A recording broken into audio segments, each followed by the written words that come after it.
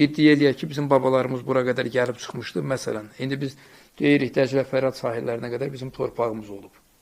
Siz bu şeyləri bilirəm ki, çox Amma indi gedəndə hamımız Cambridge-ə, bilik Cambridge-dən necə buna iddia öyrəndik. eləyək ki, və bugünkü hüquqla, beynəlxalq hüquqla, axı biz necə iddia eləyək ki, gedib biz Fars körfəzinə qədər o əraziyə çıxmışdıq. Ora bizim torpaq idi, indi bizi qaytarıb verməlidirlər. Ona görə də gətirib biz yəni Oxfordda, Cambridge-ə bilik dalınca gedirik. Harvardda bilik dalınca gedirik. İspaniya, başqa ölkələrə. Artıq Kordoba məscidində gedib ibadət eləməyimizlə bir harasa gedəcəyimiz bir imkan yoxdur.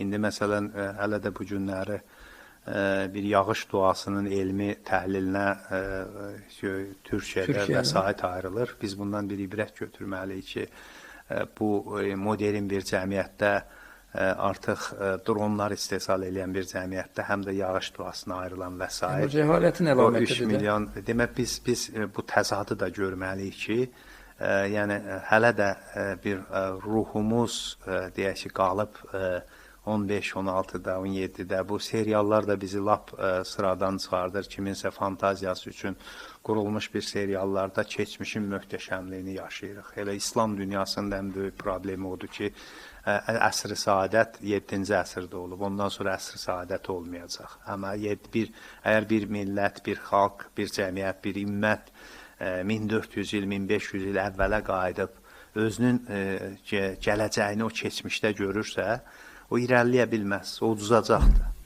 Necə ki, biz uduzuruq.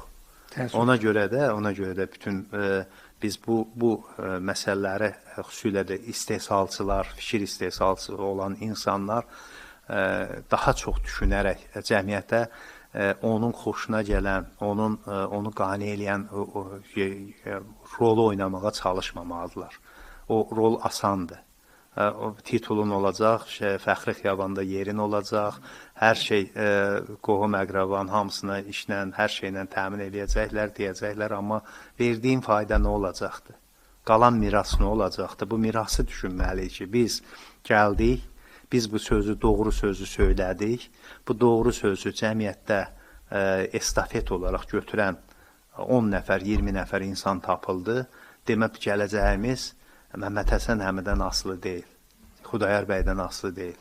Gələcəyimiz bu estafeti daşıyan insanlardan asılı. Qoy 10 nəfər olsun, 15 nəfər, hər əsrdə elə 15 nəfər bəs eləyir də. 19-cu əsr bizim 2 abidəmiz var da. Mirzə Fətəli, bir də Həsən bəy Zərdabi. İndi baxın, Mirzə Fətəlinin, Həsən bəy Zərdabinin, Mirzə Ələkbərin, Mirzə Cəlilin demək, əsəblə qınadığı dəyərləri bu gün əgər Azərbaycan cəmiyyətində 21-ci əsrdə müstəqillikdən sonra yaşadan insan tipləri varsa, demək, o deyənləri ki, Mirzə Cəlil düzgün görməyib, Sabir düzgün görməyib. Bunlar görüblər də. Bunların gördüyünü əgər bir cəmiyyət yaşadırsa, demək, biz öz resimizin üstündə deyilik. Bu qatar resdən çıxacaqdır.